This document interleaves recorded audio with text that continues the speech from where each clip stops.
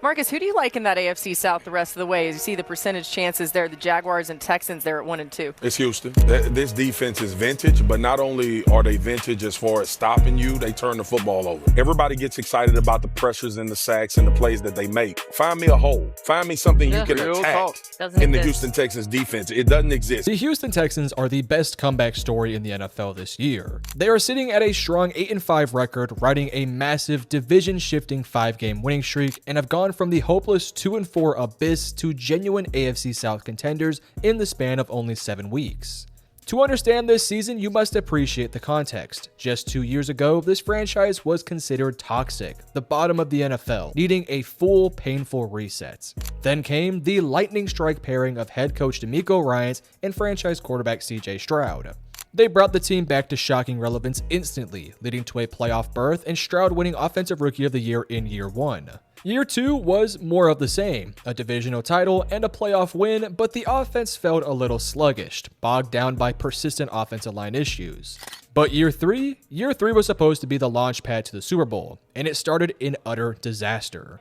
The team looked lost, unpolished, and soft offensively. They started 0-3, dropped to a desperate 2-4 after week 7. And on the offensive side, they are plagued by coaching issues, injuries, and an offensive line that could not keep CJ Stroud upright. They looked utterly abysmal.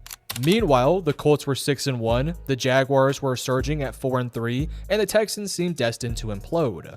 The defense, however, was playing at an incredible level, and it was the only thing keeping the lights on. It was a unit that demanded the rest of the team to match its intensity. Now, after a dramatic 7-week run of 6-1 football, the Texans are breathing down the neck of the Jaguars, who are 9-4 for the division lead, with the Colts falling back to the pack at 8-5. This is the definitive story of how the DeMeco Ryans culture has transformed an early season collapse into the most dangerous, resilient hot streak in the entire league. Mills to the end zone, caught, touchdown! The foundation of this midseason turnaround is not found in a magic offensive play call, it's rooted in the bedrock of discipline and resolve instilled by head coach DeMeco Ryans. From his first day, Ryans, a former Pro Bowl linebacker, preached a core truth: adversity is an advantage. He knew the Texans had the talent, but they needed the mental fortitude, the championship psychology, to withstand chaos, which is exactly what the first 7 weeks provided. Texans owner Cal McNair spoke directly to this, noting that after the 0-3 start, the team did not split apart, they remained strong. This is the proof that the time and care that Ryans has put into the culture, the mental and the psychological aspect, has paid off. Ryans' message never wavered. No one is going to get us in a tank, and nobody's going down. Everybody understands it's a 60-minute battle each and every time we step out there, and we're playing full 60-minute games now, and that's the difference. The core difference between the 2-4 start and the 8-5 reality is simple: discipline. As defensive end Daniel Hunter observed, in those early losses, one guy would be out of position. One drop pass would kill a drive. Now, that level of sloppiness is gone. The focus is on executing your job, trusting your teammates, and playing a full 4 quarters of assignment-sound football. This unbreakable resolve became the team's identity. Ryans, a defensive architect, molded this unit into his image: fast, physical, and relentless. The defense, which entered Week 14, ranks number 1 in the NFL in both scoring defense, allowing only 16 points a game, and total yards allowed, only giving up 266.3 yards per game. That unit would become the anchor of this team. The defensive line, powered by Danielle Hunter and Will Anderson Jr., created a scary force off the edge, which was crucial in their early season struggles. The defense forced turnovers and played with an aggression that directly reflected the coach's personality. The defense gave the offense the crucial time and space to figure things out, which, for a few crucial weeks, they had to do without even their star quarterback. Here's the snap.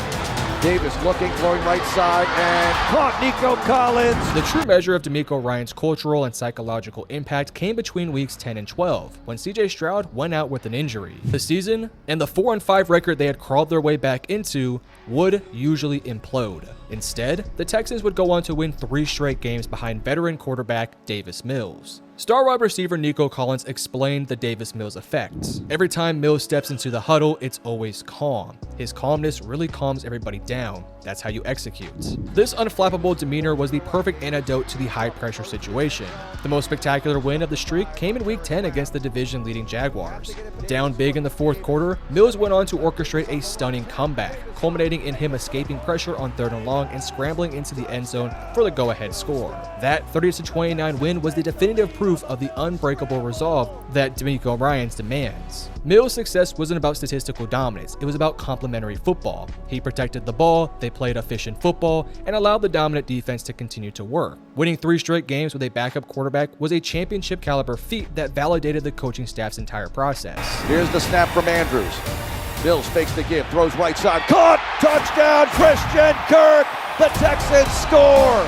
While the defense and the backup quarterback are stealing some of the headlines, the most important shift in the 6-1 run has been the subtle yet crucial improvement of the offense's ability to execute under pressure. A direct response to the horrendous offensive line issues that plagued the team early in the season. The coaching staff knew the line was a liability. The unit was overhauled in the offseason, bringing in new faces like Ed Ingram and rookie Ariante Ursary to replace the guys they had last year. Though the unit's overall grade may not have dramatically improved, the cohesion and communication have. To try and mitigate some of the pressure on the offensive line personnel has changed a staggering 7 times. Finally, it feels like the team has found a unit that is respectable, with Ariante Ursary at left tackle, Titus Howard at left guard, Jake Andrews at center, Ed Ingram at right guard, and Trent Brown at right tackle. This front 5 has been able to keep CJ, for the most part, upright and not be a total liability like they were to begin the season. One of the key internal success stories is actually their guard Ed Ingram. Acquired in the offseason, this year he has only allowed 2 sacks with an 86.6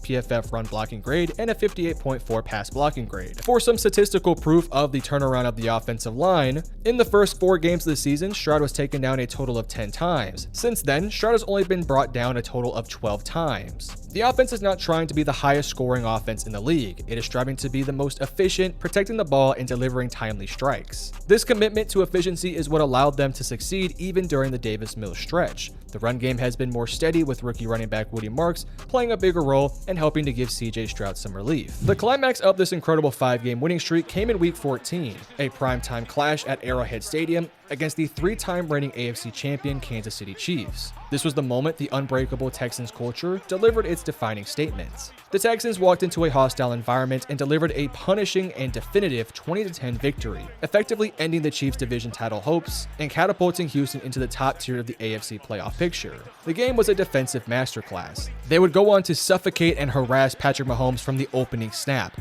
The pressure, led by Hunter and Anderson Jr., was constant. Mahomes finished the night with just 160 yards passing, 0 touchdowns, and a career-high tying 3 interceptions. His final passer rating of 19.8 spoke volumes about the defensive siege he endured. The defense closed the game with the ultimate championship play. With the Chiefs trailing by 10 late, Mahomes tried to hit Travis Kelce, but the ball was tipped and intercepted by linebacker Azeez Al-Shaair. It was a perfect symbolic ending. The Texans' disciplined defense turning the aging Chiefs' vulnerability into a game-sealing turnover. While the defense won the battle, the offense delivered the knockout blow. CJ Stroud, in the second game back from injury, navigated some heavy pressure and an inconsistent running game to deliver the necessary, timely strikes. CJ showed off his elite arm talent, connecting on a huge 50-yard bomb to Nico Collins, setting up a field goal to take an early 10-0 lead. The turning point, the critical sequence, came in the fourth quarter with the score tied 10-10. After the Texans punted, the Chiefs, uncharacteristically desperate, chose to go for it on 4th down. The Texans defense stopped them cold, forcing a turnover on downs. Just 6 plays later, the Texans punched the ball into the end zone on a Ogunbowale 5-yard touchdown run, the go-ahead score that sealed the victory. The 20-10 victory over the Chiefs was more than just a win. It was a profound shift in the AFC's power structure. The Texans did not rely on luck, they won on coaching, defense, and superior execution in the highest leverage moments. Here's motion by Franklin, they hand it to him, and he's ripped down for a long... Let's go! Let's go! Beautiful play. The Houston Texans 2025 season is a testament to the strength of their internal character. They stared a disastrous season in the face and refused at every turn to break. DeMeco Ryans is proving to be an elite, adaptable leader, creating a culture where the team's success is bigger than any single injury or setback. The defense is the backbone, playing at a championship level, validated by the crushing performance against Patrick Mahomes. The offense has proved its execution and structure, protecting Stroud better through scheme and allowing him to play the efficient clutch football that defined his Offensive Rookie of the Year season. The 3-0 record led by Davis Mills and the 6-1 run overall proves this team has the depth and mental toughness to withstand a deep playoff run. The Texans are 8-5, just one game back on the Jaguars for the AFC South lead, and their destiny is now firmly in their own hands. Right now, only teams like the Denver Broncos, the Buffalo Bills, and the New England Patriots are playing with more confidence, more cohesion, or more unbreakable resolve than the Houston Texans. So, what do you guys think? Do you think this Texans team can actually make a deep playoff run? Let me know in the comment section below. Hit the like and subscribe button while you're down there.